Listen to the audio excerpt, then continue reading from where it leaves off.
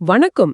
உங்களுக்காகவே சில செய்தி குறிப்புகளை வச்சு நாம இப்போ ஒரு விஷயத்த கொஞ்சம் ஆழமா அலச போறோம். இந்த தடவை நாம பாக்குறது ரீசெண்டா நடந்து முடிஞ்ச இந்தியா இங்கிலாந்து டெஸ்ட் தொடர். அதாவது இப்போ ஆண்டர்சன் டெண்டுல்கர் கோப்பைன்னு சொல்றாங்களே அதுதான். ஆமா, செம்ம பரபரப்பான தொடர். 5 டெஸ்ட் மேட்ச் கடைசி வரைக்கும் விறுவிறுப்பா போச்சு. கடைசியில பார்த்தா 2-2 சமன்ல முடிஞ்சிருக்கு.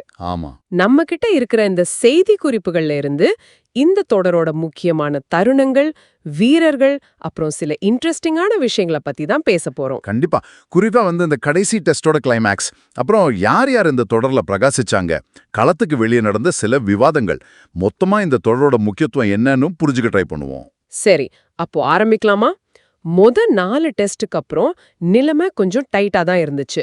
ஆனா அந்த கடைசி டெஸ்ட் ஓவல்ல நடந்தது என்னாச்சுன்னு தெரியுமா? சொல்லுங்க. வெறும் 6 ரன் வித்தியாசத்துல இந்தியா ஜெயிச்சு தொடர சமன் செஞ்சாங்க. நினைச்சு பார்க்கவே முடியல. அந்த ஓவல் டெஸ்ட் ஒரு கிளாசிக் மேட்ச்னே சொல்லலாம். இந்தியா 374 ரன் டார்கெட் செட் பண்ணாங்க. இங்கிலாந்து கிட்டத்தட்ட ஜெயிக்கிற மாதிரி கடைசியில 367 ரன்னுக்கு ஆல் அவுட். அடேங்கப்பா. அந்த 6 ரன் வித்தியாசம், அதுதான் டெஸ்ட் கிரிக்கெட்டோட அழகு. உண்மைதான். அந்த வெற்றிக்கு யாரு முக்கிய காரணம்னு நினைக்கிறீங்க? இதுல சந்தேகமே வேணாம், முகமது சிராஜ் தான். தொடர் முழுக்க பாத்தீங்கன்னா 23 விக்கெட் எடுத்திருக்காரு. ஆமா, அதுலயும் அந்த கடைசி மேட்ச்ல மட்டும் 9 விக்கெட், குறிப்பா அந்த 2வது இன்னிங்ஸ்ல 5 விக்கெட். செம்ம பெர்ஃபார்மன்ஸ். ஆமா, அதனால ஆட்ட நாயகன், தொடர் நாயகன் ரெண்டுமே அவர்தான். ஒரு ஹீரோ மாதிரி நின்னாரு. கேப்டன் சுப்மன் கில் பத்தியும் கண்டிப்பா சொல்லணும் இல்லையா? நிச்சயமா. தொடர்ல அதிக ரன் அடிச்சவரே அவர்தான். 754 ரன், பல செஞ்சுரி. ஆமா, கில் ஒரு கேப்டனா முன்னாடி நின்னு டீமை வழி நடத்தினாரு. பிரஷர் சமயத்திலயும் நல்லா ஆடினாரு. அதே மாதிரி இன்னும் 2 பேரை சொல்லணும். சொல்லுங்க. பிரசித் கிருஷ்ணா. கடைசி நாள்ல அவர் எடுத்த அந்த 4 விக்கெட் ரொம்ப முக்கியம். ஆமா ஆமா. அப்புறம் வாஷிங்டன் சுந்தர், அவரோட அந்த அதிரடியான 53 ரன்னு. கடைசி விக்கெட்டுக்கு 39 ரன் பார்ட்னர்ஷிப் போடாங்க பாருங்க. ஆமா, 46 பந்துல 53 ரன். அது மேட்சையே திருப்பிச்சு. கரெக்ட். அது இந்தியா ஜெயிக்கிறதுக்கு ரொம்ப ஹெல்ப் பண்ணுச்சு. சரி, இங்கிலாந்து சைட்லயும் பயங்கரமா போராடினாங்கல்ல? கண்டிப்பா கண்டிப்பா. ஹாரி ப்ரூக் கடைசி டெஸ்ட்ல ஒரு செஞ்சுரி 111 போட்டாரு. ஜோ ரூட், அவர் ஃபார்ம் பத்தி சொல்லவே வேணாம். அந்த மேட்ச்ல 105, தொடர் முழுக்க 537 ரன்னு. அவங்களோட பங்கெடுப்பும் இந்த தொடரை இவ்ளோ சிறப்பாக்குனதுக்கு ஒரு முக்கிய காரணம். மேட்ச் மட்டும் இல்ல, சில நாடகங்களும் நடந்த மாதிரி தெரியுதே.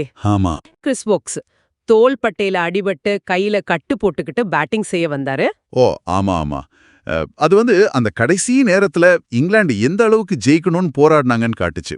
அவர் பந்து எதுவும் ஃபேஸ் பண்ணலனாலும் அந்த மொமெண்ட் ரொம்ப எமோஷனலா இருந்துச்சு. அப்புறம் அந்த பெரிய சர்ச்சை, 4வது டெஸ்ட் முடிவுல ஜடேஜாவும் சுந்தரும் கைகுலுக்கலையே. ஆமா, அது பெரிய டாபிக் ஆச்சு. என்ன அது?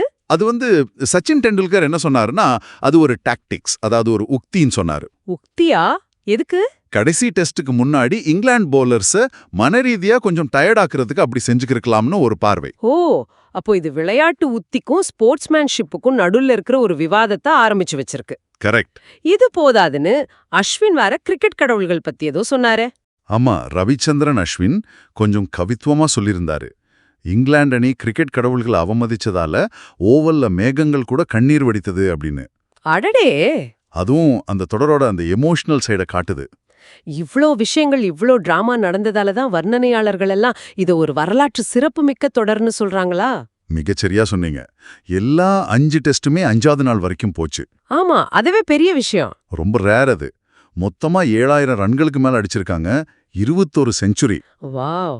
இதெல்லாம் வச்சு பார்க்கும்போது இது சமீப காலத்துல நடந்த மிகச்சிறந்த டெஸ்ட் தொடர்கள்ல ஒண்ணுன்னு நிறைய பேர் சொல்றாங்க. அப்போ இந்த தொடர்ல இருந்து நாம எடுத்துக்க வேண்டிய முக்கியமான படிப்பினை என்ன? முதல்ல முடிவு. 2-2 சமன். ஆண்டர்சன் டெண்டுல்கர் கோப்பையை ஷேர் பண்ணிக்கிட்டாங்க. சரி. 2வது, இந்தியா, குறிப்பா புது கேப்டன் கில், புது கோச் கௌதம் கம்பீர் தலைமையில இளம் வீரர்களுக்கு நிறைய வாய்ப்பு கொடுத்து ஒரு ஜபர்தஸ்த் கம்பேக் கொடுத்தாங்க. ஆமா, அந்த ஃபைட்டிங் ஸ்பிரிட் நல்லா தெரிஞ்சது. மன உறுதியும் பயமில்லாத ஆட்டமும் நல்லா வெளிப்பட்டுச்சு. கடைசியா இது டெஸ்ட் கிரிக்கெட்டுக்கே ஒரு புத்துணர்ச்சி கொடுத்த மாதிரி ஒரு தொடர். ஆக மொத்தம் இந்த ஆண்டர்சன் டெண்டுல்கர் கோப்பை தொடர் த்ரில்லிங்கான மேட்ச்கள், தனிநபர் திறமைகள், சில உத்திகள், சில சர்ச்சைகள், ஆமா, சிராஜ் மாதிரி ஹீரோக்கள்னு ஒரு முழுமையான கிரிக்கெட் அனுபவமா அமைஞ்சிருக்கு. நிச்சயமா. அந்த 2-2 சமன்கிற ஸ்கோர் லைனை தாண்டி 2 அணிகளும் வெளிப்படுத்தின போராட்ட குணமும் சரி, தனிநபர் திறமைகளும் சரி, டெஸ்ட் கிரிக்கெட்டோட சிறப்பு என்னங்கிறத மறுபடியும் இது நிரூபிச்சிருக்கு. நல்ல கேள்வி. இந்த தொடர் கிரிக்கெட் எவ்வளவு கணிக்க முடியாத ஒரு விளையாட்டு, கடைசி நிமிஷம் வரைக்கும் போராடுறது எவ்வளவு முக்கியம்னு நமக்கு நல்லா ஞாபகப்படுத்துது.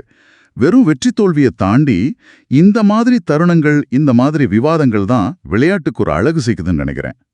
இத பத்தி நீங்க இன்னும் யோசிக்கலாம். இன்னைக்கு நம்மளோட இந்த அலசல்ல இணைஞ்சதுக்கு ரொம்ப நன்றி.